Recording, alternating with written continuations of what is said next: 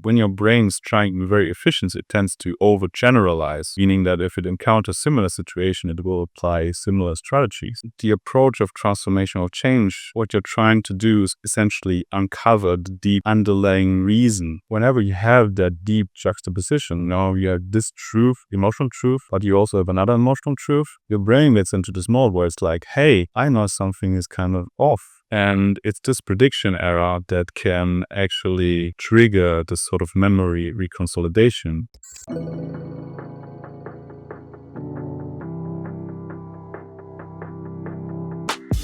Welcome to the Mindform Podcast, where we delve into the minds of some of the most interesting people on the planet, discuss psychology, philosophy, and personal growth, and share the wisdom we uncover with you.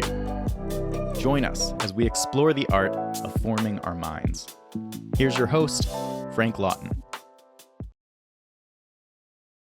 Kia ora from New Zealand. Welcome to another episode of the Mindform Podcast, an extension of the Mindform Collective and Training platform. This podcast is similarly a space dedicated to exploring and altering psychological landscapes together. In each weekly episode, I'll speak with a new guest, generally a member of Mindform, to extract wisdom, refine ideas, and collaborate on the game of architecting our minds. So this week's guest is Julian Eger-Benninger. Hope I pronounced that right. Based in Germany. You did? Okay. Good. Based in Germany, Julian has been a member of Mindform since the beginning. He and I were in what's called a co-evolution cohort together with two others. We called weekly to empower each other's growth journeys. I know him to be a deep and sincere thinker who gives time and courage to his endeavor to understand and master the deeper forces in his psyche. He's done probably countless hours of deep work alone and with others. He's introduced myself and others to frameworks describing the components of the mind with which one can engage to effect transformational change. He ran an impactful month of discussion on Mindform themed to one such framework, the therapeutic practice of focusing, and he hosts a space called Towards Transformational Change. I respect Julian a lot, so I'm very glad to have him here today. Welcome to the Mindform Podcast, Julian. Thank you for having me. Yeah, you're most welcome. So how are you? How are you doing today? How are you feeling? What's on the top of your mind?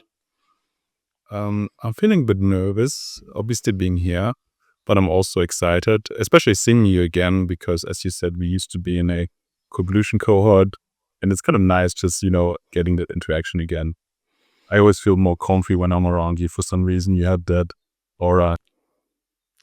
Thanks, man. You too. It's been a long time, and I'm glad to connect, and maybe we can stick around a bit afterwards. I don't know how. I know it's a bit late in Germany for you, but just to catch up on the personal stuff too. But yeah, let's get right into what I'm keen to talk about, and you are too. So transformational change is obviously a big part of, it captures a lot of what excites you and what excites me about your interest and expertise. So could you define transformational change for us?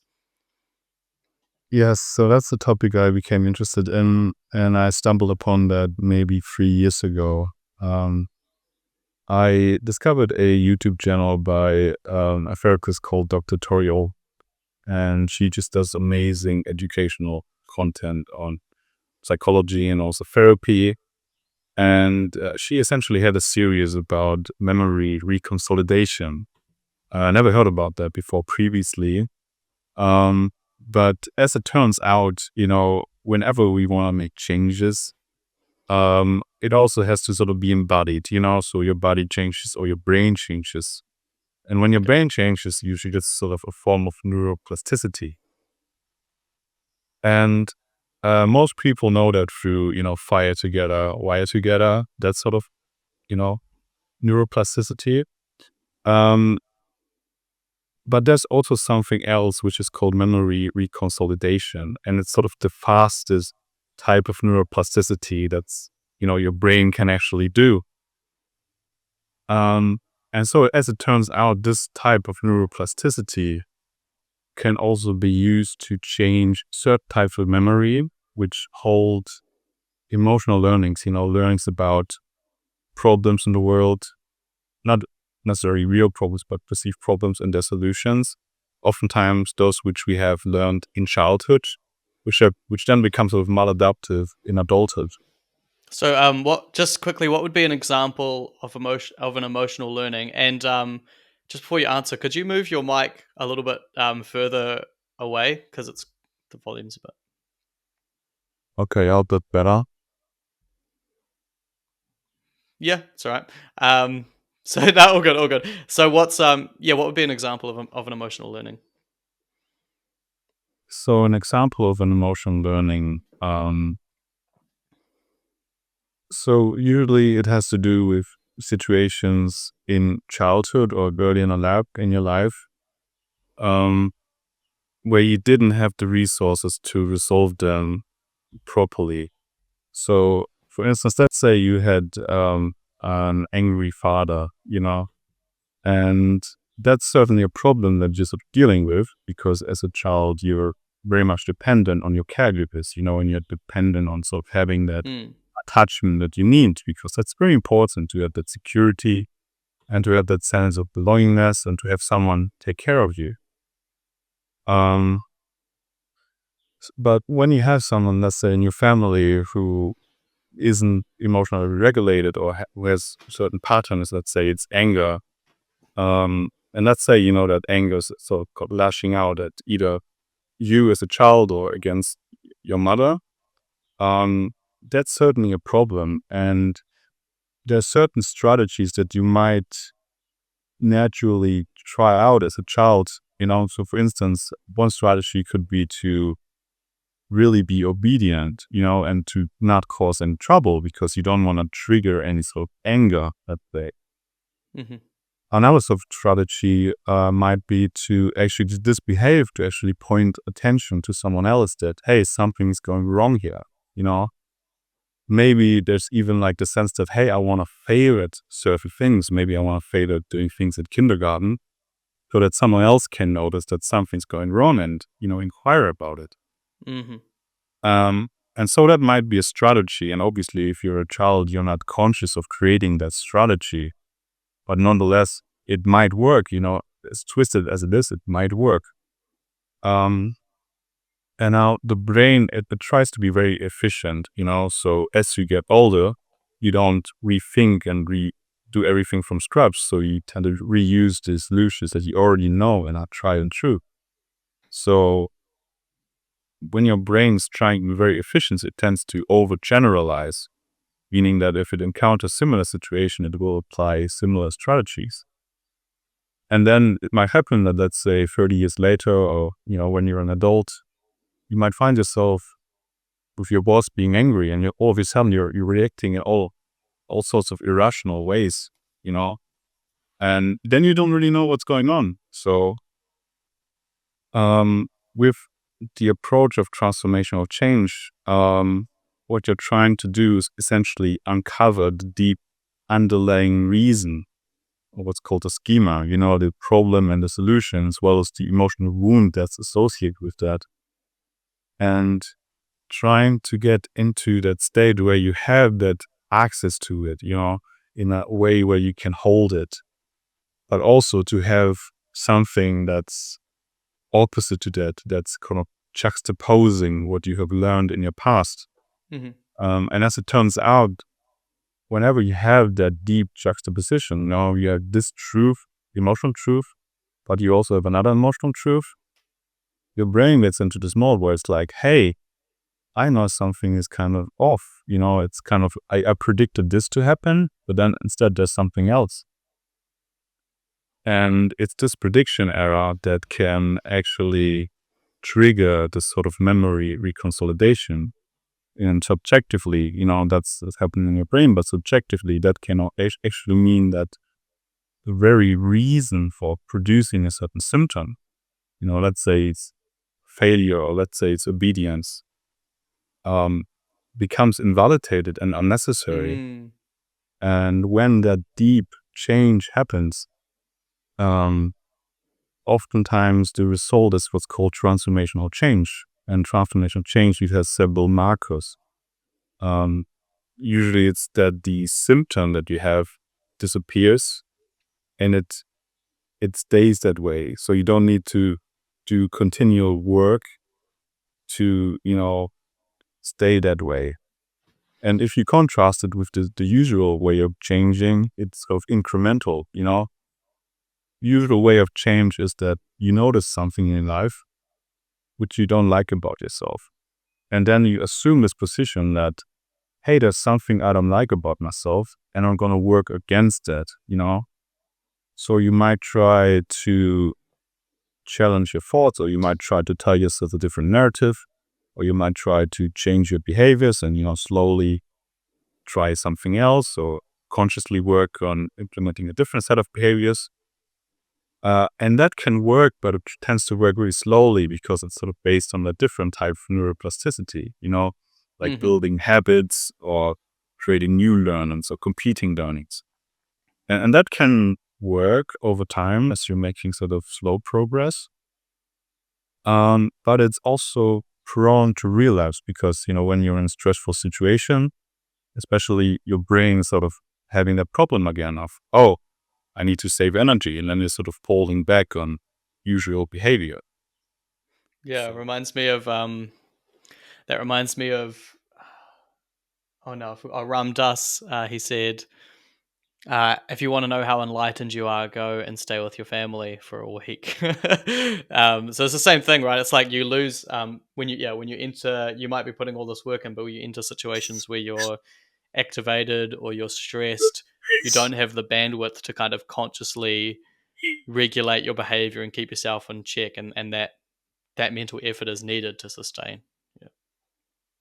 Yeah, and a lot of our issues sort of come from our family or our primary caregivers, because that's sort of the system where we most needed to survive. Yeah. Okay, so one question I have, by the way, you articulated that so thoroughly and clearly, and I'm just noticing how much better at articulating that you've gotten since you started looking into it. It's really cool. Yeah, that makes a lot of sense. One thing I'm trying to understand is, so you talk about this juxtaposition, right, where you have the emotional learning kind of active at the same time as seeing evidence to the contrary, maybe is one way to put it, and then your brain kind of gets in a state where it reconsiders that emotional learning. What's the difference between juxtaposition as you describe it, which triggers memory reconsolidation and transformational change, versus the juxtaposition that we encounter all the time, which is how we notice we have a problem, right? Like if I'm lashing out at someone, that's my emotional learning being active. And if that doesn't work out very well for me, then that's the evidence to the contrary. So what's what's the difference that takes it that layer deeper or actually triggers the brain creating that change? Yeah, I think it would be helpful if you backtracked a little bit, because maybe I want to explain, first of all, some of background about transformational change and also some of the approaches that work with that. And then I can sort of make it more concrete. Sure. Because the description I gave makes it sound simple, and there's more intricacy involved to that. And there's also more depth that's usually required to actually get to that place where you get that transformational change or that right type of juxtaposition. Mm-hmm. So the primary figure who's working on that, or who initiated the research on that, is called Bruce Ecker. He's a therapist, and he's also written a book. Actually, he's written multiple books on, transformation change, and also a form of therapy he developed called coherence therapy. And there's one book I can recommend. It's called Unlocking the Emotional Brain. Okay. And in this book, he essentially lays out the steps needed for transformational change, and also gives a background about neuroscience and this and that. And also, he does it like a unified theory on therapy or on transformational change, and he shows that different forms of therapy can actually achieve that, And just to sort of lay out what are the necessary steps for transformational change, it's that you get in contact with this emotional learning at a deep level, meaning it's also felt. It's not just intellectually understood, it's also felt. Okay. And oftentimes when you sort of express it, as a word or as a statement, it feels kind of true. Even though you might know rationally it's not true, but it feels sort of true, So it's some kind of deep truth that you're holding. And so you need that access, but then you also need something that clearly disconfirms what you know or articulated, Maybe you learn that, well, as a child, I'm kind of helpless, and I'm dependent on my father, let's say, or I can't do anything, or that's the only way I can do something. Let's say there's some kind of a knowledge about it, And once that has become conscious, oftentimes what will happen is that you also get some kind of a different knowledge, because you know that you're a different person, you have different skills and resources, and so on and so forth. And there might just be the right type of thing that disconfirms that. And so what you're trying to do essentially is to feel both, or alternatingly feel both and express both truths. And what tends to happen if you find the right type of juxtaposition, that can actually dissolve into something new. It might update, or it might actually just dissolve. Let's talk about getting there. So there are multiple therapies that I can actually get towards transformational change. For instance, internal family system, which is more popular and well known, is actually a great approach. You can also do it by yourself. But there's also a form of therapy which was developed by Bruce Ecker, and it's called coherence therapy. It actually used to be called a different name. It used to be called depth-oriented brief therapy. And it used to be called that way because because this therapy is both brief, meaning it's kind of effective. You don't need like years to actually get some change, but it's also deep, meaning it looks at the unconscious, right? And he learned that all those unconscious constructs, they don't require years of investigation or interpretation, like interpretation in the sense of Freudian or Jungian or something like that. You can work differently to get access to your subconscious mind and then unlock those emotional truths. So he developed that approach, and let me maybe get a little bit more of an insight about how that actually works. Okay. So usually what you want to do in that form of therapy is you want to, first of all, get clear on what to work on, and usually the first thing you're aware of is some kind of a problem that's manifesting in your life. I mean, let's say the problem is social anxiety, which is a broad field, and so the first thing you want to do is get some clarity on that. Like, what do you mean by that? Or do you have an example of what that means? Do you have an example of a situation and that occurs? Because a lot of times when people say something, they actually mean something very specific, or it actually means some very specific situation where that thing occurs. Right. So so that's sort of because one way when you're describing what's going on here, one way I'm understanding the difference is that it's more oriented towards experience, right, as opposed to ideas or labels. We're trying to feel this learning that we have and see something that just confirms it, as opposed to doing that intellectually. And with your example of anxiety, are you sort of saying that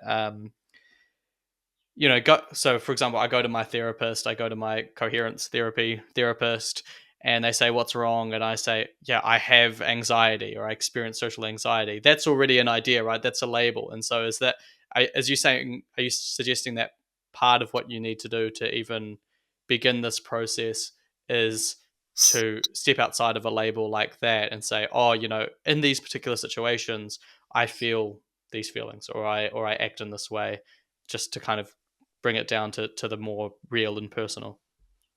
That's one aspect of it. And also you just want to have some clarity about, what's happening. And in that form of therapy, I mean, it's part of a broader umbrella of what's called experiential therapy, so types of therapy that, work with internal experiences and use like reference examples from real life to actually look at things. So let's take the example again of, let's say someone has social anxiety, and if I were in coherence therapy, I would first of all want to get clear on, hey, where do you want to go? Like, how would you feel without that, or what do you want to accomplish? And then you would try to get more clear on, is there some kind of situation where you felt it acutely? And then you could use that as a starting point, to just inquire about it. So, you might want to close your eyes and reimagine the situation you have been in where, let's say, some form of anxiety has been triggered. And then what you want to do usually is to really slowly move through that scene and also notice what you pick up in your body. So it's employing these forms of mindfulness, but not in the way that you would do meditation, where it's sort of focusing on your breath. It's sort of a mindfulness of bodily sensations that are coming up as you are bringing a situation into your awareness, So let's say I have a concrete situation. Let's say I've been working at a bar or something like that. And I noticed anxiety coming up when someone was approaching me, let's say. Then I could use that as an example, and I would just maybe notice, there's some kind of a feeling somewhere in my stomach. And what you can do is to actually explore that feeling, maybe see what kind of color does the feeling have, what kind of texture, does it have a temperature or shape, something like that. And working in that way, it's actually called the felt sense. It's almost like a gateway into your unconscious or the deeper levels of information, And usually when you sort of linger on that felt sense, you will uncover more information, And then you can even inquire into that feeling. You might ask, what does that remind you of? Or you might ask, what does that feeling know? And so slowly you will sort of excavate, and it will happen naturally. We will excavate pieces of information, So maybe what can happen is that you find an earlier memory, something that feels even more emotionally significant, And in that way, you can sort of navigate your internal landscape and experience. And in that process, you will both usually upregulate some of your emotions. You might actually get more anxious, or you might get to situations which are more triggering. But you also have the chance to actually try to articulate what you know about that situation. Because in order to have something, you always need to have some assumptions. Maybe you know that when I say something stupid, I will be judged, something like that. Because in order to have something, you also need to have some kind of a model that's sort of validating that, or that's making it necessary to feel a certain way. Right. So it's like, so I have this issue, and now I'm sinking into, like, I'm really kind of going into an awareness of what I'm feeling. And by the way, Vin is listening live right now. He's in the chat, so I'll just help you see messages if they come up. So if you click on chat on the side of your screen, live stream chat, you'll be able to see that. So he's asked, like, what's emotional truth? Is it the sensations? So it's just the sensations, as in, is that the avenue to access what you're feeling emotionally? Is that sort of the only way you're able to, I guess, understand the emotion more deeply, or get to what's behind or under that emotion? So, the sensations are not the same as the emotional truth, Mm-hmm. I think the emotional truth is, like a certain problem that you had and a certain solution that you developed, and also kind of an emotional wound. So that's also a component of that. But in order to uncover that, you want to use the right gateway. And you don't necessarily want to use your intellect, because your intellect can make up all sorts of things, which might and might not be true. Right. You want to use something that's more close to the real source of information. And something like the felt sense can actually be a really great avenue towards that. Which doesn't mean it's the only avenue, but it helps usually to get in contact with what you're feeling. And sometimes you actually spontaneously are able to utter what feels true. So also to make it more concrete, usually in coherence therapy, what you will do is to, let's say, examine a situation. And then many situations, they tend to be relational. So there tends to be another person involved, And so you would usually close your eyes so that you can also get better access to your sensations. And then you would imagine, let's say it was a situation with someone else, and then you would imagine talking to that person and just stating that whatever whatever's sort of in your awareness, and it might just be something like, hey, I have this sense that if I do X, then you would judge me for that, and that might be a starting point, and then you're kind of trying to go from there, like what else comes up, and you're sort of building on that. And it's almost like you're creating a chain where you can go deeper and deeper, really. But in that process, what's really important is two things. So you want to continue to stay in contact with the sensations and, with everything that's coming up. And especially if it's getting into a more difficult terrain, let's say, is getting to the domain of trauma, which can be overwhelming for people, it's really important to also find the right distance. You don't want to get overwhelmed or flooded. You always want to stay in a sort of a window of tolerance, So that's really important to always, pay attention to whether you have enough resources to actually look at something. Because if you don't have enough resources, and especially if you're looking at something like trauma or recovering trauma, then you just tend to disengage or, in the worst case, disassociate. And you don't want that because it's not really productive and you're not learning anything useful from that anyways. So that's one thing to keep in mind. And then the other thing to keep in mind is that you also want to keep some sort of a red thread, stay sort of on target. Because what might happen is that, as you're doing the inner exploration, is that you suddenly get an association. Oh, that reminds me, I had this conflict with a colleague, and then you might be tempted to shift focus to, let's say, conflict. And when you're working with someone else, like a therapist, the therapist has to be very much attuned to keeping focus. And obviously, sometimes things are necessary to, take a detour, but sometimes it's also just trying to avoid getting to the important thing right now.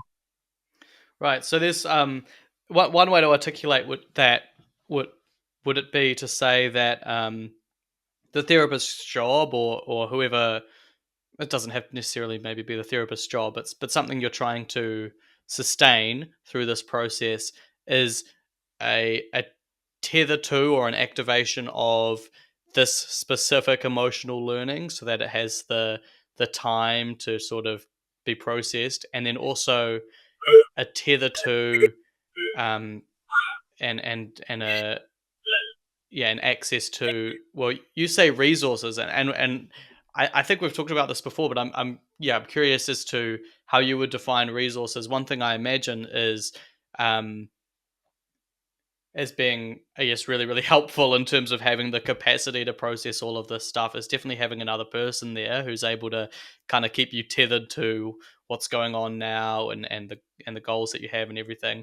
I definitely understand mindfulness. I guess, I mean, I don't know if that's on the sort of list of resources, but mindfulness is a resource, right? Just the ability to just staying here in this room kind of thing, right? Like something that keeps you a bit awake, or that splits your attention to some degree, so you're not entirely absorbed by this emotional learning. Is that, what are resources?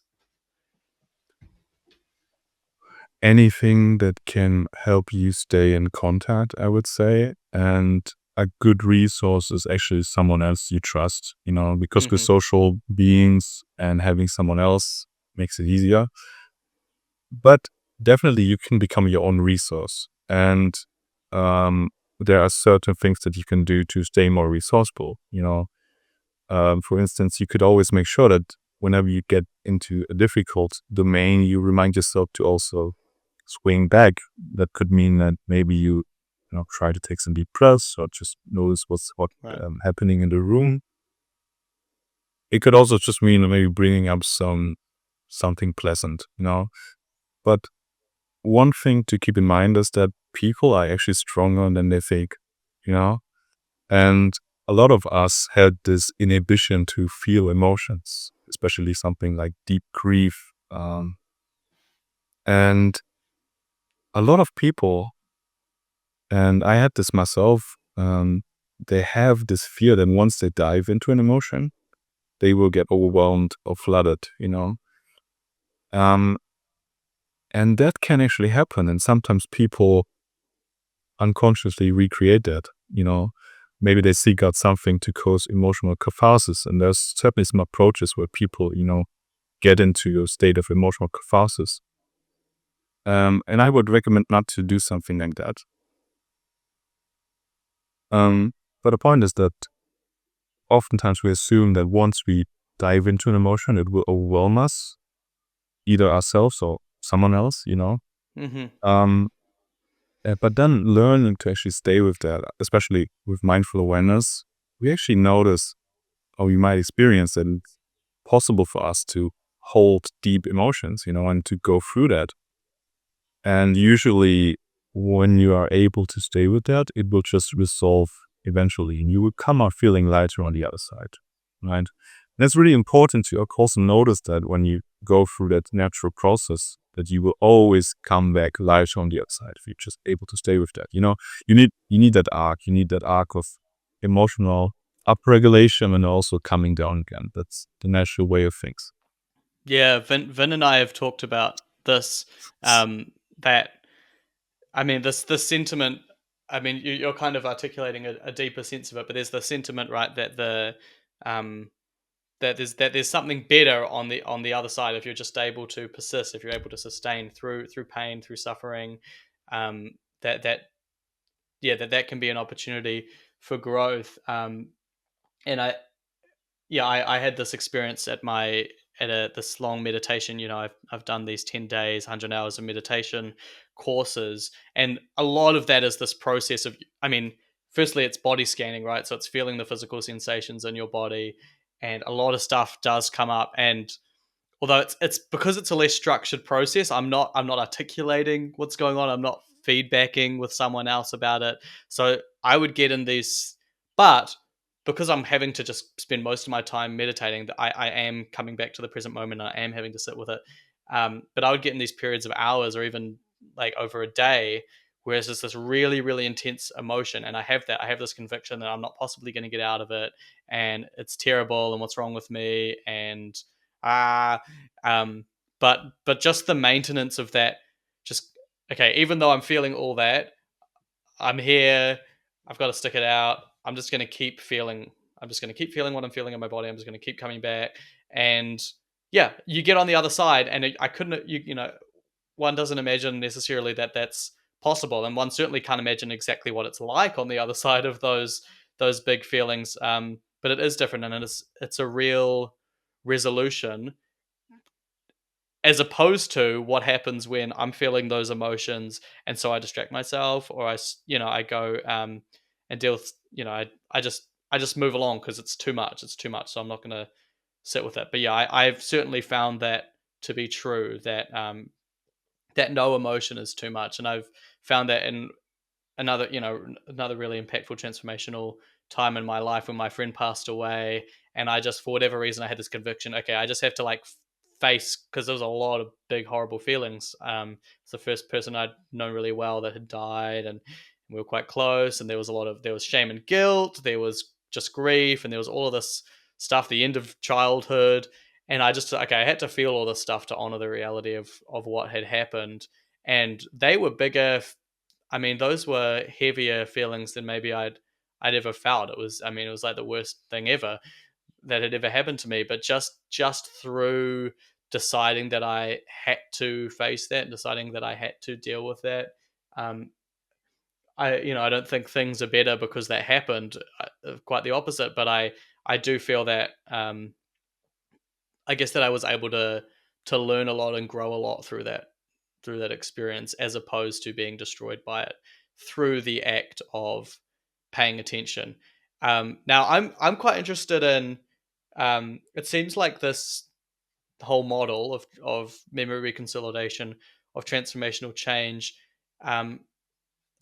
relies on the promise, I suppose, of what we've just talked about, which is that if you sit with the emotion, if you give it your awareness and have the resources, and you're able to sustain that process, that there will be some kind of resolution, that there will be some kind of reconsolidation, and there will be change.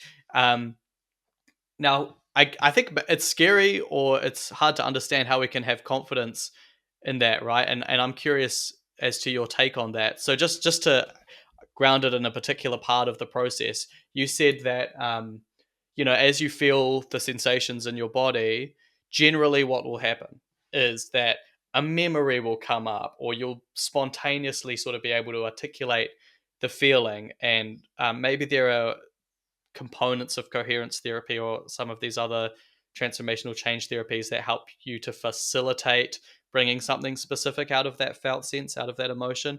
But I guess I'm curious. You have a lot of experience with this stuff, so maybe you can speak to your own experience. But does that always happen? If you're sitting with the feelings, is there always a resolution? Is your brain always doing the work of figuring out what's going on there, or sometimes is it just a big feeling that that overwhelms you, or that you're at least not able to do anything with? Yeah, so let's slow down with that and also backtrack a little bit, because you mentioned a lot of things, and let's just unpack that, okay? So I mentioned previously that the basis for this kind of work is one, to sort of be able to stay in contact, with your internal experiences. And if necessary, you need to sort of, swing back and forth between getting into a resourceful state and then also looking back at, what's Okay. happening and the thing you want to focus on. Then you also want to, stay on topic. So you want to get some clarity about, what is it that I want to work on, and so on and so forth, and just try to, not diverge too much. So that's sort of the basis for that work. And then there are two other things sort of on top of that, once that basis is sort of granted. So these emotional learnings that you want to uncover, they can be described in language, but they tend to be embedded with emotional wounds. So when you're doing that work, you are interested in two kinds of things. You're interested in, one, uncovering the meaning that you have learned, sort of verbalizing it. But you're also interested in, completing the emotional response. So there's sort of two things that you need to do. You need to, one, find out the current meaning that's sort of hidden in a particular suffering. But then you also need to have a way to complete an emotion, let's say. And could not just be an emotion. Sometimes when you're working with trauma, it could also be something like a fight or flight, impulse. So you want to sometimes complete things, and sometimes you want to understand things, and that's something to keep in mind, because both types of work are kind of necessary, and when difficult emotions are coming up, you will need to do more of that sort of completion work, and when you examine difficult emotions, there's usually a pattern that you can observe. You can have different stances towards your emotion. You could be distracted or depressed, and that's all a way to disengage from feeling, just think about the media landscape that's available to us. So much in our modern world is designed to allow us to be distracted and not to let us feel anything, And especially if we have learned that our feelings can be overwhelming or dangerous, if we're not distracted or depressed, depression is a way of sort of, shutting down emotions in general, then there's something called inhibitory emotions, It's kind of a secondary thing, emotions that inhibit other emotions. Okay. Those are anxiety, shame, and guilt. So usually when you're trying to look at something, the first thing you will notice is that I don't want to engage. I might distract myself, or I might feel depressed. Once you move beyond that stage, you might feel just some anxiety coming up or some shame, and you might even think that it's about something in your life. So people might have general anxiety and just, come up with reasons, whereas really it's something else. And usually there's something else or some kind of a feeling or core emotions that sort of underneath that. So grief would be one example of that. Grief can feel overwhelming, if it's coming up, but it's also very much necessary, because the function of grief in essence is to help you resolve a situation where you couldn't act or you couldn't do something. Maybe if you lost someone, that's usually when people feel grief, but it's not something where you can redo something. It's just where you have to sort of accept it. Similar with, let's say, childhood abuse.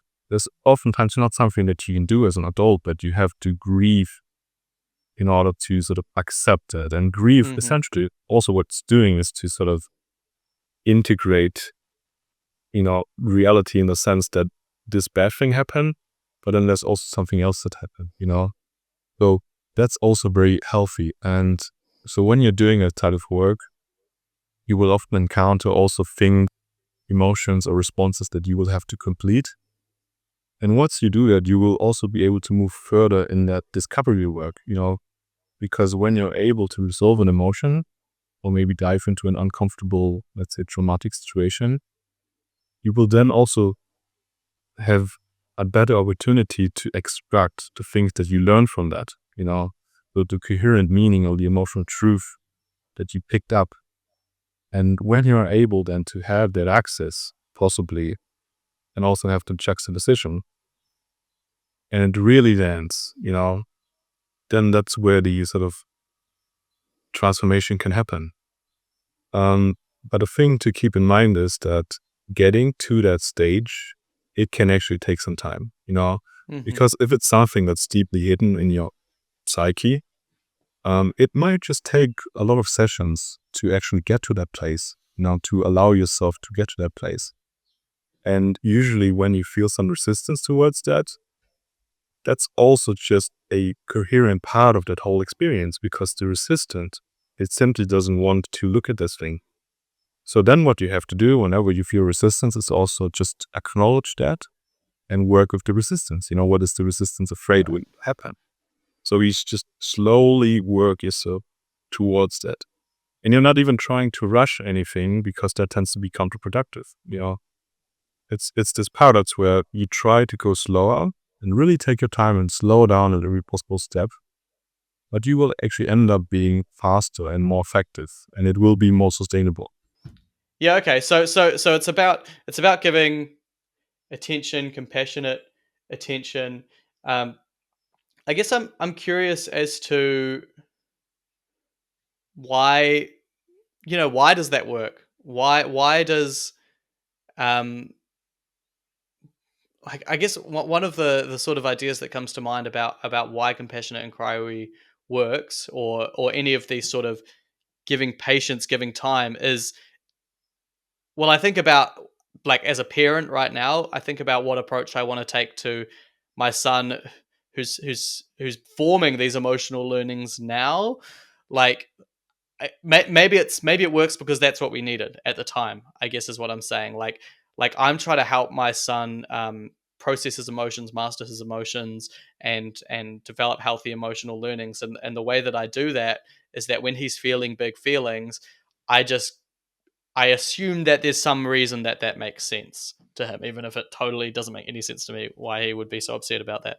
But I assume that there's some reason for that makes sense to him, and I'm curious about that, and I hold that emotion, I give a little bit of time to it, and I certainly find that even though that takes longer in the just like as a therapeutic approach for older people, even though that takes longer in the moment, it ultimately allows there's no echo to that big feeling. It is fully resolved.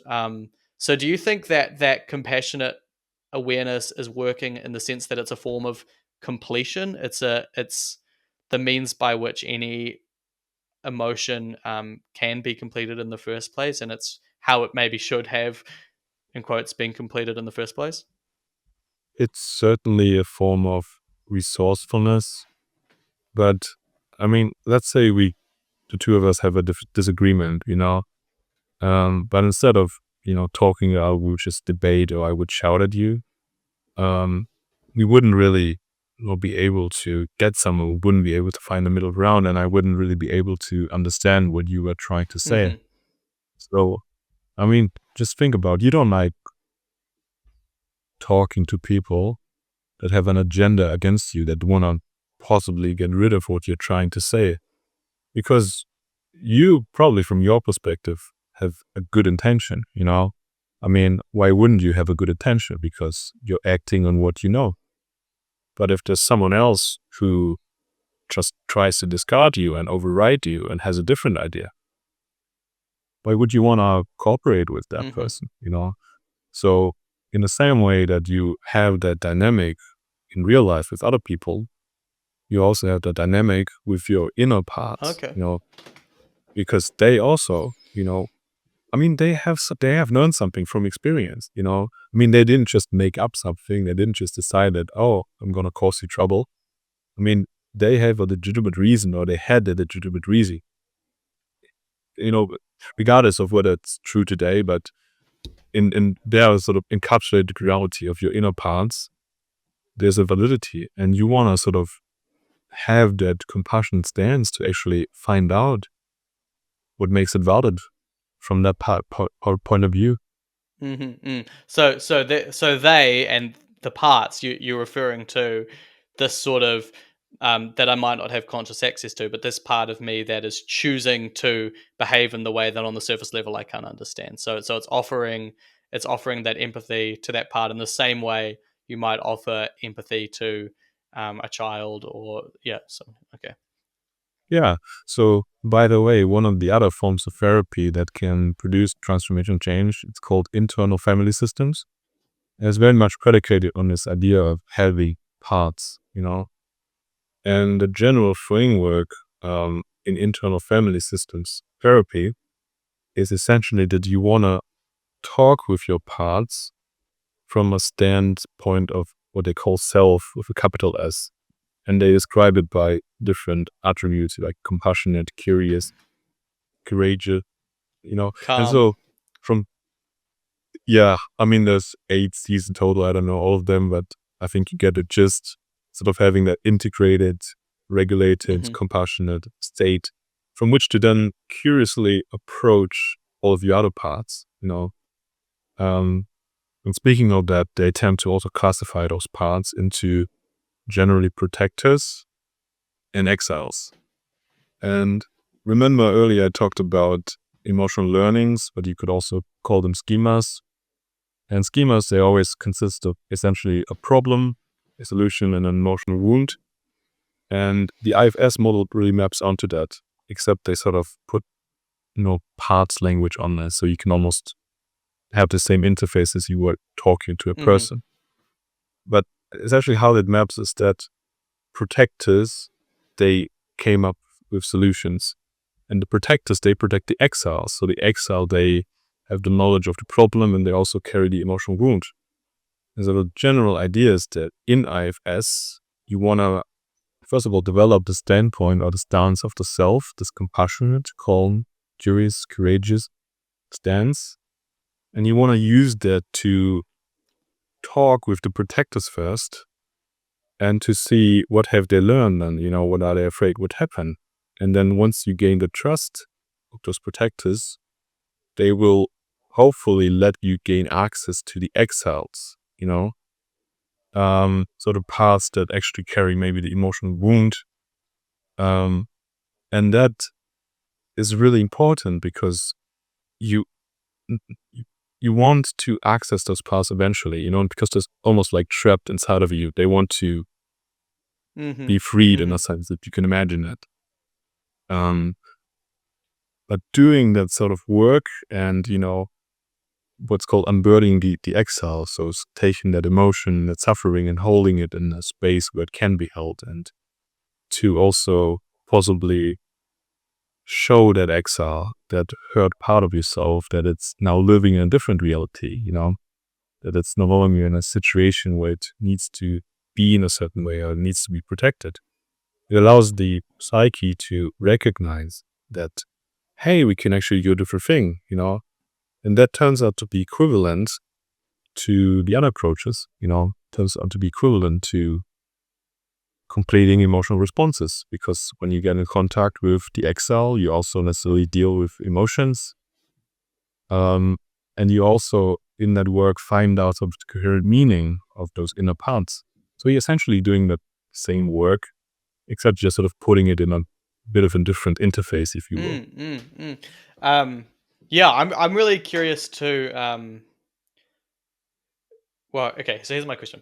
So you mentioned sort of in passing earlier that yeah, I agree. Ryan just said in the comments, an interface is a helpful way to put it. It's like it's the same. I mean, it's the same inner reality, but you need a map, right? You need a map to make sense of it. So I think you mentioned in passing earlier that emotional completion um, is an approach that you would apply more to maybe more intense or more deep, like emotional learnings, and then the other approach, which is like articulating the learning, is something that you would apply to things, I guess, maybe that are a bit more bearable around at that deepest level. Before I go on, did you do that? Was that sort of correct interpretation?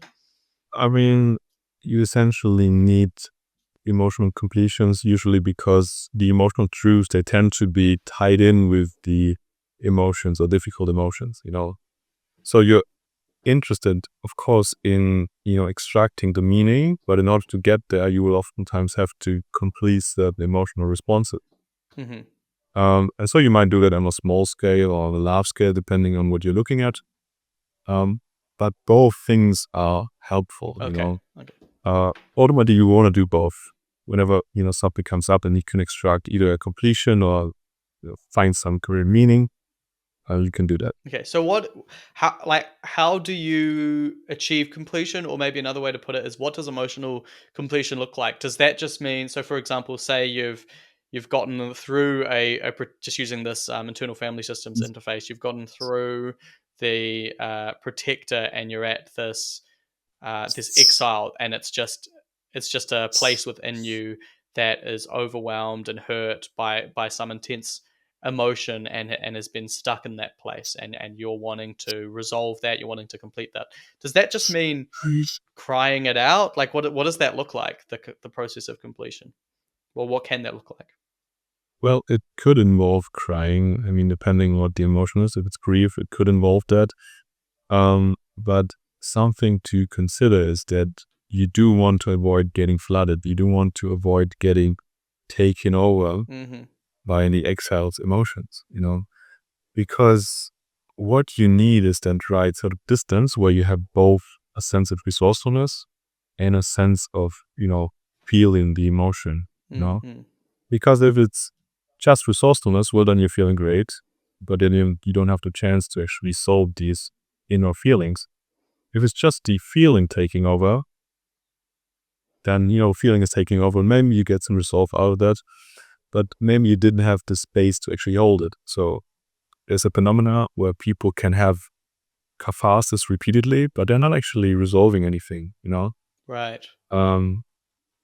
So in the best case, you would have some sort of a balance where you try not to get overwhelmed or flooded by the feeling, and you're sort of able to hold it.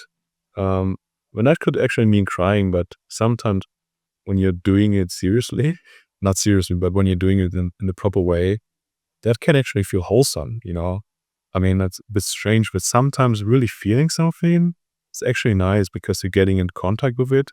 And it's like, finally, I get a chance to feel that. And in IFS, well, they're really open to just talking with parts, like you're talking with someone else and you could just ask that exile to maybe slow down a bit, or just to say, well, hey, if you flood me, then I can't really help you. And as it turns out, you can actually talk with those parts and they will often listen. So there's a lot of ways to actually work with that. And other ways would be to try just to get more resources, Maybe that could mean mindful attention. Maybe it could mean moving your body if it needs to. I mean, there's also what's called vagus nerve stimulation, because your vagus nerve, it helps to regulate your nervous system. And there's a lot of practice that can also help regulate that, like humming, for instance. It could calm down your nervous system, or breathing or something like that. And there are a lot of exercises to do where you know how to calm down your nervous system, and all of that can really help with that. Okay, well, I want to ask, have you experienced transformational change of this sort of archetypal type that you describe, where it's like you access it, you access this emotional learning, and then there's this resolution, and then you just never have that symptomatology again? And tell us about that if you have. Okay, so I have to backtrack once again just to explain a little bit more about worries. coherence therapy. So I explained that in the process you're essentially revealing some emotional truths. And what you want to do essentially, and especially if you're working with therapists, you want to sort of write down all of the things that came up. Okay. And then you sort of had that written down on a notepad or something, or just written down somewhere. And it's sort of phrased in a way to re-invoke those emotions. So it's not written like an academic paper, it's like written in an emotionally salient language, you know? And you use those statements in between sessions to just read through them and just to see if they're still activating for you. Now, sometimes when you're doing that process and integrating what you learned, you will naturally find that, hey, this is no longer true. Reading this no longer feels true, you know? And that can sometimes happen. However, I noticed that in my experience, these emotional learnings, they can be layered, you know? So you actually oftentimes need to go deeper into that work in order to reach a level where it's sufficient to actually get, you know, a good juxtaposition. And that does take some time. And for me, I often haven't reached that level yet. But I can say, for instance, that I had one experience where I was actually surprised about what came up from my unconscious. I mean, I don't remember exactly how we got there, but I just remember that I was all of a sudden becoming conscious of a part of myself that really wanted to fail in life. And I remember just talking about that and saying that, hey, I really want to fail. And the coherent reason behind that was because I was picking up something in my family and my parents, which didn't seem right. And so I just wanted other people to know about it. And I couldn't talk about it at that time. So I just, you know, failed in some sense, in some situations. And I became conscious about that. And it felt so true and simultaneously surprising because I didn't suspect something like that to happen. Anyway, so when it came into conscious awareness, I had this big moment of integration, I would say, because I was all of a sudden understanding this part of myself. And it was this healing moment, felt like a very healing moment where I could see that, hey, I no longer need that. I no longer need to fail in certain situations. And then I clearly noticed that this thing is working, you know, this approach is really working because I just felt it. And I was also surprised by just the things that you can actually accept that you wouldn't even suspect that you had in your mind. So oftentimes, you know, these things happen spontaneously, but it doesn't mean that you all of a sudden have your whole life change, you know? And usually the reason is because there's still something else that's going on, you know, because when you're having something going on in your life that seems problematic, there could be multiple reasons for that, you know. There could not just be one schema, there could be multiple schema. And so even the transformational change process is in a sense incremental, you know, which is completely fine. I mean, there are some cases where it still takes years, but it's okay. I mean, it's still better than, let's say, sitting in talk therapy for 30 years and, you know, nothing much is changing. So you need to actually reach a certain level of depth before you can also do a good juxtaposition, before you can do a juxtaposition where your nervous system also agrees with that and, you know, takes that in, so to speak. And that just requires reaching a certain level of depth, and that will take time and patience. I mean, like 95% of the work that you're doing in these approaches is really just digging and uncovering those emotional truths as well as processing the emotions. That's like the main work. And once you have that and you reach a certain level of depth, then doing the last step, the juxtaposition, it's not that complicated, because half of the time you already have something, you already have a knowledge of this confirms that. Yeah, so around the juxtaposition part of this process, so just let's use your example there of uncovering and relating to and empathizing with this part of yourself that wants failure, and making sense of why that's the case, and yeah, really giving it that compassionate inquiry. uh, how would one create that juxtaposition? I mean, I know that, so in cognitive behavioral therapy, which is a very different kind of therapeutic approach to what we're talking about, the juxtaposition often is the whole process, right? It's like, oh, I have this thought that comes up when this happens, and so I'm going to present an opposing thought, like a thought that just confirms that or challenges that, which I think is true each time I'm trying to implement that habit. So, is the juxtaposition a matter of finding something you believe to be true that just confirms or clashes with the emotional learning, and then sort of trying to look at both of those things at the same time? Is it a matter of stepping out into the world and trying to like encounter scenarios that would disconfirm the emotional learning, if whilst keeping it active? How do you create or facilitate juxtaposition? So, I mean, first of all, the juxtaposition should be experiential. Same as the access to the emotional Right. learning, we need experience to disconfirm experience. With CBT, they do try to create a juxtaposition, but first of all, it's kind of on a rational level. And second of all, it's very early. I mean, you're working with surface level thoughts essentially, and you can do that, and that creates incremental change, which is fine. With this approach, with coherence therapy, you refrain from counteracting or from doing juxtapositions too early, because you want to reach the necessary depth. And then when you do juxtapositions, you want to do it in experiential fashion, to feel about some disconfirming knowing. So in that example I mentioned, it came up spontaneously because I just knew, on a sense, that, hey, I am no longer in that situation where, my family or my parents had that problem.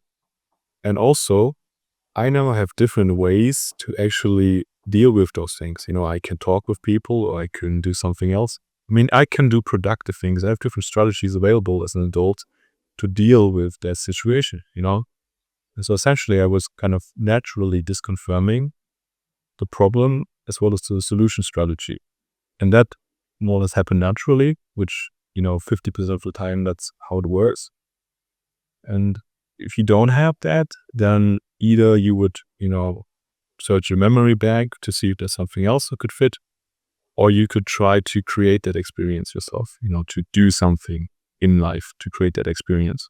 It's all making me think about compassion as a tool, and the power of that. By the way, I'll just let you know we are at 6 minutes past 10. I'm happy to keep going till as late as 10:30 if you are. Yeah. Cool. Yeah, so often, right, so we're talking about compassion, right? And compassionate curiosity, this sort of self with a capital S, as it's termed in internal family systems approach, creates a space where emotions can be completed, or that parts or schemas or emotional learnings are able to be seen, or feel safe, can come up. And of course, it's a useful approach to take with young people.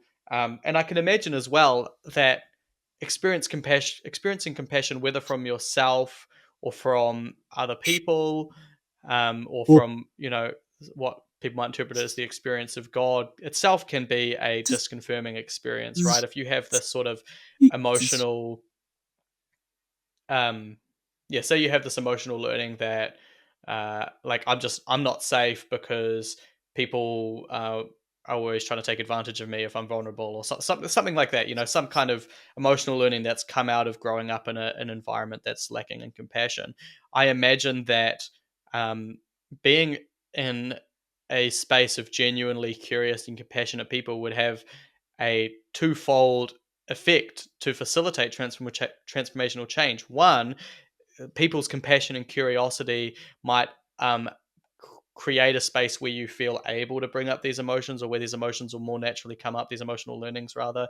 But two, you then see that you're in a space where, oh, I'm not unsafe, and oh, like I am okay, or I don't need to be afraid of people. And so it's that double that seems to, yeah, I guess I'm saying it seems like compassion could really facilitate that deep change for people. And when I think of my own experience, a big part of so I carried this deep shame as part of what had come up for me when my friend passed away, and I don't think that was like a memory, an emotional learning I was reminded of so much as an immediate emotional learning from the trauma of that experience. But I carried a lot of shame, and I had a religious experience later in that process where the emotional learning was something like, it was almost like, oh, I don't know, I don't deserve to live, or like I'm just really awful, and there's no place for me here, or something like that. And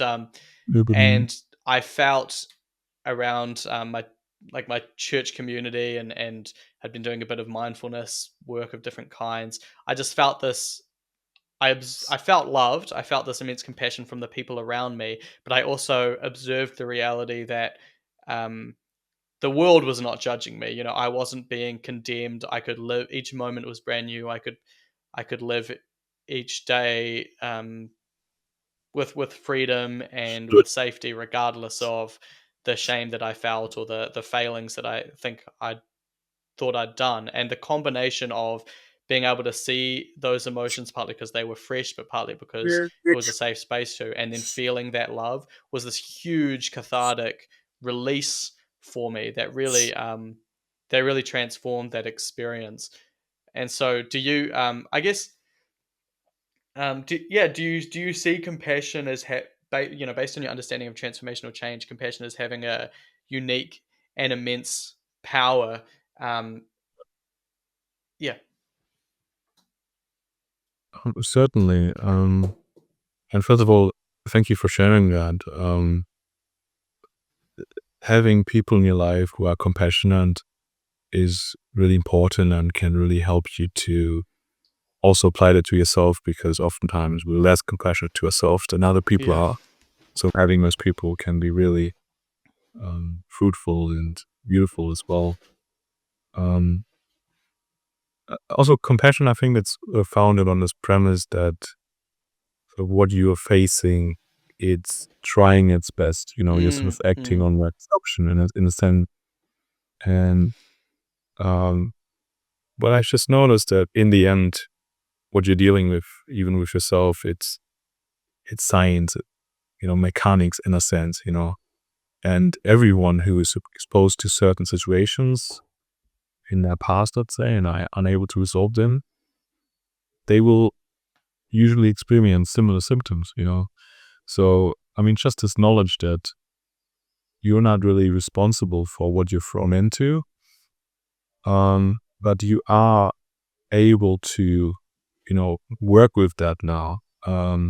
So, I mean, it's almost like you're placing a bit of innocence on yourself and saying, well, it doesn't matter what happened previously. I don't need to judge myself for that, but I can now see where I want to move ahead.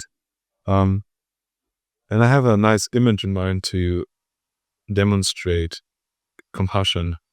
So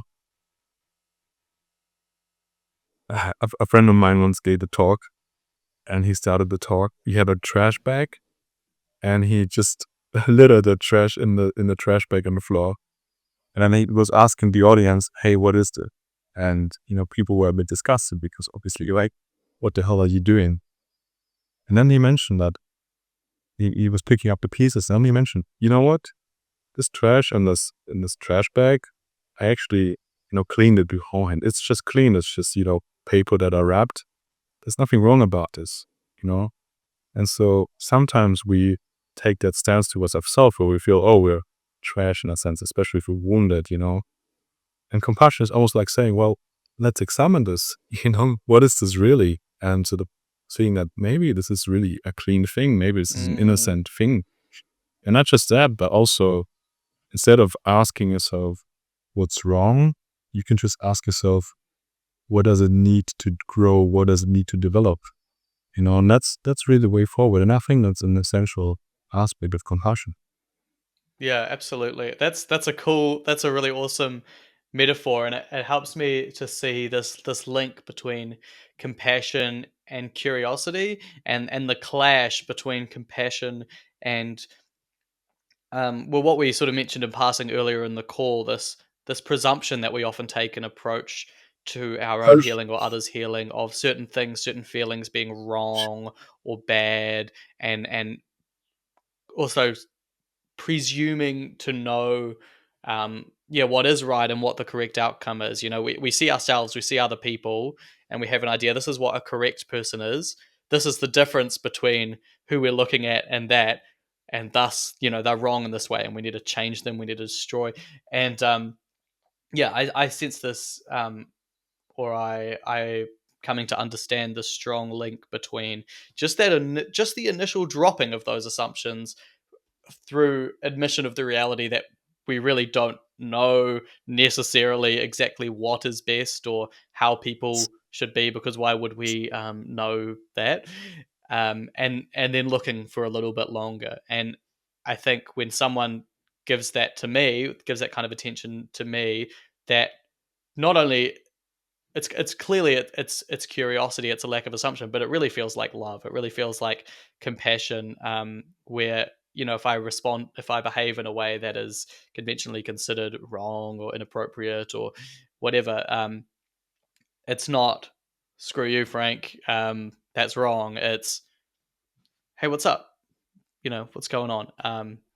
And so, and I guess that relates to this internal family systems idea of the self with the capital S, right? That there's this mode of operating that is simultaneously compassion and curiosity.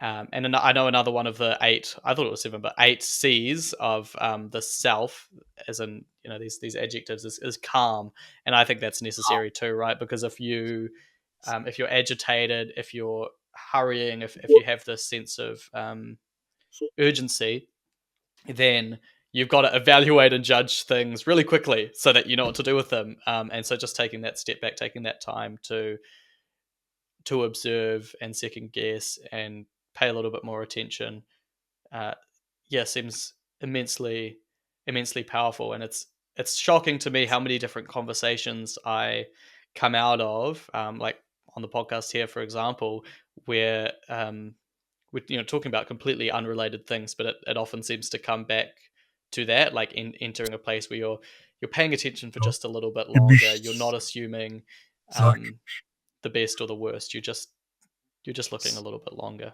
That seems a really, really powerful.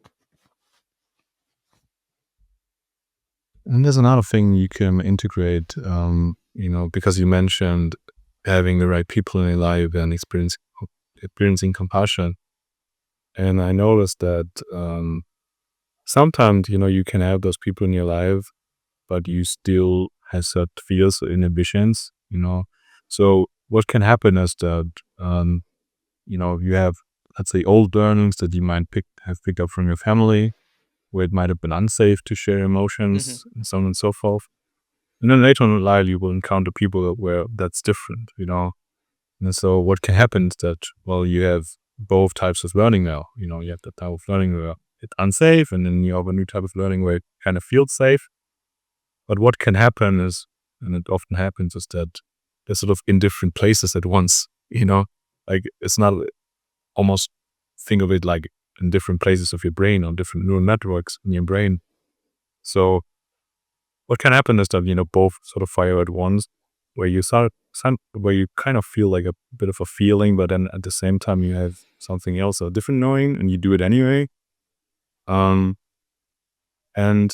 I mean, it's really nice to have those people, but oftentimes, but it's also necessary to really feel comfortable with that, is to also get that juxtaposition, meaning to sort of uncover that original learning, and not just to see that, wow, I'm really in a different reality, to bring those different pieces of knowing together.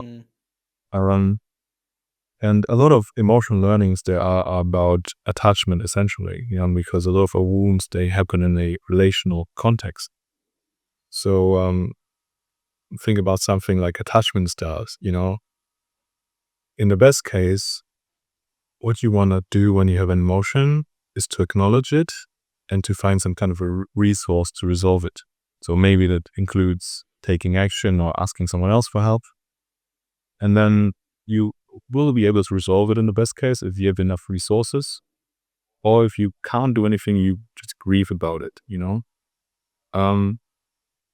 However, if you have learned, for instance, that whenever I ask for help, I'm bothering people, or other people can't deal with my emotions, or emotions are not valid or not acknowledged, what you will end up doing is to sort of short circuit this emotional arc that should happen. You're sort of short circuiting that, seeking for resourcefulness. So that can lead to insecure attachment, meaning you're afraid to reach out to people, to open up, or become hyper independent. And you also become afraid of your own emotions and sins because, oh my God, I'm having emotions. It can even lead to feeling that, oh, when I'm too emotional, I will be rejected, So from that standpoint of emotional learning, it can be very scary to even, allow yourself to feel fully and to receive that compassion. I mean, if your brain learned to mix up certain signals, it might even mistake compassion for someone being manipulative, Yeah. And so it could take some time to actually learn and to lean into that compassion. And also, I find that the outer compassion that can oscillate with the inner compassion, they can grow, because the other thing is that when people are used to certain people or situations, it's just familiar to them. So sometimes if a person has relational trauma, they will just end up in relationships that are toxic for them. They almost like reenact situations that they already know about. So having other people who don't get triggered and don't fall into the pattern, if you show you compassion instead, it can be really helpful. And as much as we're sort of in a community where it's sort of about, personal development and self-help and doing things yourself, I mean, there's just so much value in allowing other people into your life and to let them help you. Because I, for instance, really glad that I sought out a therapist to help me, coherence therapy, because you just can't really uncover the depths of your mind by yourself. You just have too many blind spots. So having someone else there is really, really helpful. Yeah, and I've personally found, I assume you're referring to Mindform when you say, this is a community talks about self-help and all of that. And I've certainly found that primarily, I would say, like the main way that Mindform has benefited me has not so much been through the ideas that we've sort of discussed that I've been able to take and apply personally. It's been through uh, having relationship to people who are passionate about the same things as me, sharing my growth journey with other people, having that celebrated and seen. And of course, when Brandy's a great example, of someone who um, plays on who does both sides of this, where she both is very vulnerable and she talks about what she's working on, and because of that she receives a lot of compassion through people in the community, and I think that's a big part of how it serves her. But then on the other side, people talk about whatever they're going through or whatever they're working on, and she brings a lot of, oh hey, I see you and I value you, and I celebrate you, and I want to offer this support to you, and to the degree that various people on Mindform do that, I think it's really a huge part of where the value lies, is that community aspect, even if that's not necessarily like in the specific philosophy that we discussed. That for me has personally been like a big part of the value, and definitely like when we were chatting almost every week, you, me, Peter, and John, that was valuable for the same reason. It wasn't necessarily because I got an insight from you guys that I would then like apply myself, and it was having that structured space to be seen and to receive compassion. I'm curious, like, what do you think people? I mean, you're clearly, you're recommending therapy and finding spaces or finding people who can hold your feelings, or who can offer you that juxtaposition, that compassion, or who can assist you in that journey. Um, as well as that, uh, what can people do to facilitate this deep change, right? Like, I mean, I really love it. I love this idea of changing at the deeper level. It feels more human, moving from a self-construction, self-editing project to a um yeah, discovering how the world really is, and giving space to this broken part of me, and coming out with new confidence and new capacity and new power in my life, um because of genuine growth and genuine learning like that.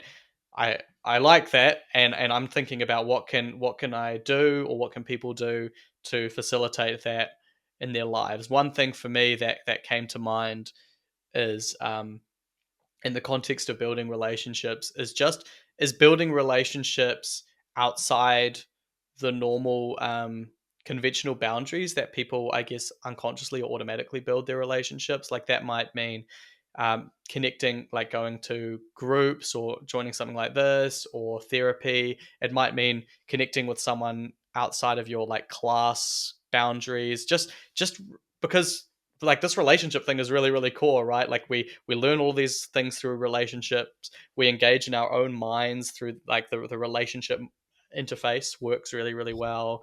So many of our emotional learnings are resolved or expressed in relational contexts. So just giving yourself new relational contexts to uncover parts of yourself, or to disconfirm these learnings, seems really, really powerful. But maybe mindfulness, maybe that's a good thing to practice to encourage transformational change. But what would you recommend?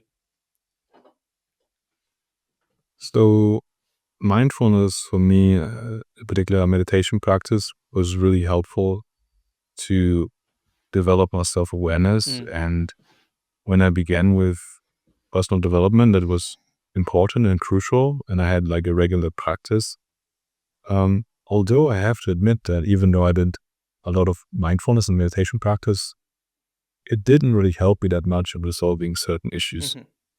Having said that, I think that mindfulness can also be applied in a different way, and in a way where you actually sort of proactively explore your inner sensations. Yeah. So what I mentioned so far, it's something that in the best case requires someone else, but maybe, I mean, honestly, it's not available to everyone, and it's like difficult to get something like that. But it doesn't mean you're stuck, because there's still other things that you can do by yourself. And something I can recommend just getting started is to learn this experiential way of working with yourself. And that's actually something you could do by yourself. And a good starting point for that would be to learn focusing. So just a bit of a history about focusing. Focusing, it was discovered by a philosopher by training called Eugene Gendon.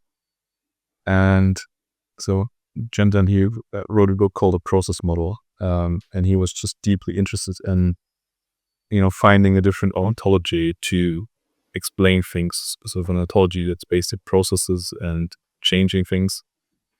But, that's a side note.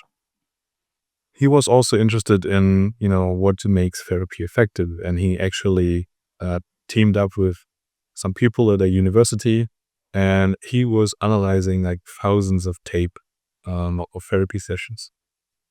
And he made a surprising discovery, which is that the change process has to do with what the client is doing inside him or herself. And he called that focusing. And essentially what focusing is is getting in contact with that felt sense. So I mentioned that term previously. It's essentially a sensation which is distinct from emotion, that sort of captures the essence of a particular situation, So you might feel a certain tingling, or you might, a certain color, you will often get some associations with that. And focusing is sort of a step-by-step process to help you work with that felt sense and to actually make it shift. So you're actually working with something on a pre-verbal or even non-verbal level, which is so cool and fascinating. And you will find that actually some things, the way situations feel, they will change by doing focusing if you're doing it properly. And the nice thing about it is it's actually easy once you learn it. I mean, you can apply it by yourself. You can, in theory, do it even with a partner to help you out. But it's a good first step because it teaches you the basics of how to listen to your body and work with the felt sense and, tune in. And that itself has a healing and therapeutic effect. So I can recommend that. The other thing would be IFS, because IFS, it's designed That's in a way internal where you family can systems, eh? Yeah. internal family system, because that's designed in a way where you become your own therapist. I mean, it's about, developing self-capacity and working with protectors and, so it's a whole paradigm. It's a bit more complicated than focusing. It's a bit more, you have to keep more things in mind. It's a bit more involved. But it's something you can certainly do by yourself, and you can, of course, combine focusing with internal family systems. You can combine this process of tuning into the felt sense and apply it to working and talking with your parts. So that's something that you can do by yourself, even without other people. Now, you also mentioned relational practices, and something I once tried out, I think could also be useful for that. It's called circling. And so I stumbled upon circling randomly, and while I was traveling, I just had the chance to do a workshop on that. And funny enough, they didn't really ever explain what circling exactly was. It seemed like this vague thing, but I was just kind of thrown into that. But the way I would describe it is essentially it's a toolbox of practices for relating authentically with other people, where you sort of keep in mind this question of what it's like to be yourself in relation to other people. So it's really sort of designed in a way to have you pay attention to your internal experience in relationship to other people, and also to speak your truth. So just to make it more concrete, we would have a practice where we would sit in a circle and everyone was invited to just mention what's really going on in their internal experience. So honestly, and that might include someone saying that, hey, I feel uncomfortable right now. I feel like I'm being judged. Because normally you wouldn't even speak about those things. But in circling, you're very much encouraged to actually say those implicit knowings out loud.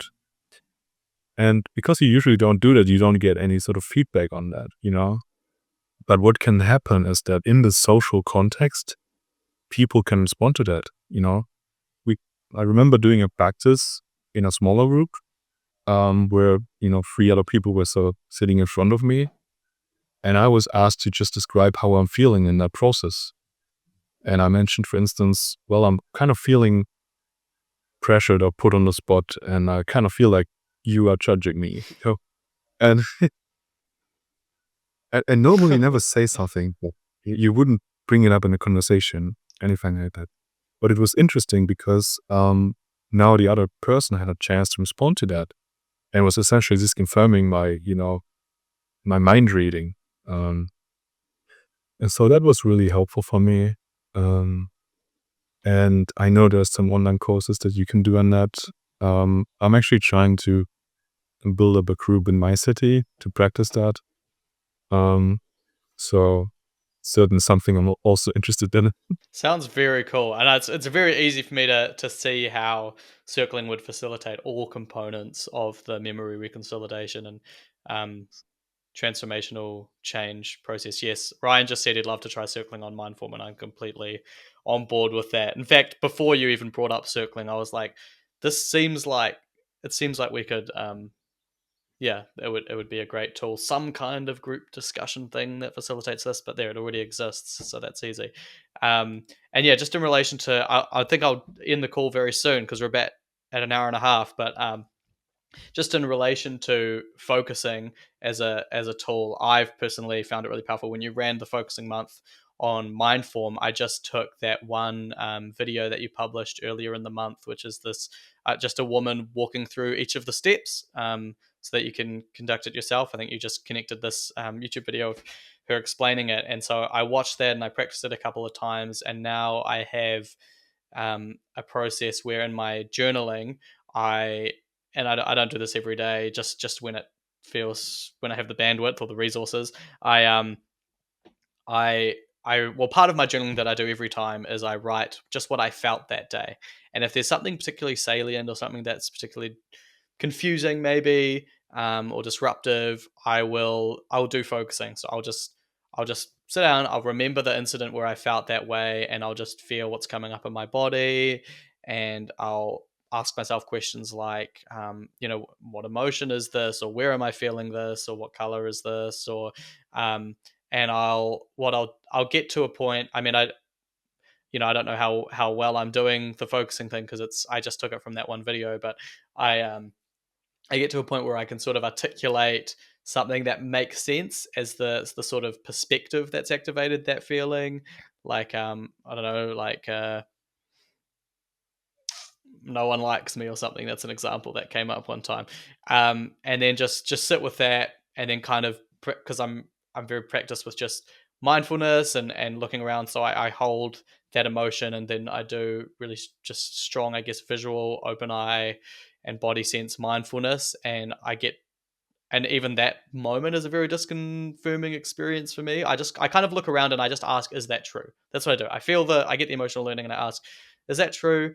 While I'm feeling it, and usually it's not. And I couldn't speak because I haven't practiced it, I guess, enough or consistently on specific learnings. So I couldn't speak to necessarily if I've what impact it's had, but it certainly helps me to have some understanding and have some reconciliation at the end of my day and coming into the next days of what's going on for me. And actually, no, I can speak to it because there have been a couple of things that I've processed in that way that just haven't come up again. Just small things, not deep life destroying emotional learnings, but just, if I'm having a social issue with someone at the play center, which is that I take my kid to, and I'm like, oh, what was coming up there? And I process it in that way. It just doesn't really come up again, or I look at it differently. So focusing's great. And thank you for doing that and sharing those resources. It's been very valuable for me. But yeah, I think on that note, I'll bring us to the end of the call. This has been awesome. Thank you. You've got a like wraparound knowledge of these particular ideas. It's been really fun getting into the weeds. So yeah, just thanks for your expertise and thanks for your patience. Yeah, I agree with what Ryan says in the comments here. He says, impressed by your systematic understanding. Absolutely. So yeah, that's been really valuable. I think it'll be valuable for the listeners as well. So yeah, just thanks again. Yeah, I was glad to share it. Awesome, man. Well, I think just stay on, but I'm going to say bye to end the podcast, but I want to keep talking to you. But yeah, thanks for listening, guys. Thanks for listening to the Mindform Podcast. I'm Ryan A. Bush, founder and author of Designing the Mind and creator of Mindform. Mindform is an exclusive community and training platform for sculpting your psychological software. Members get access to a group of like-minded psychotechs, including all of our guests on this podcast, gamified growth tools, events and retreats, and a collection of transformative programs for mental health and self-mastery. You can learn more and apply to join at mindform.io/podcast. I hope to see you inside.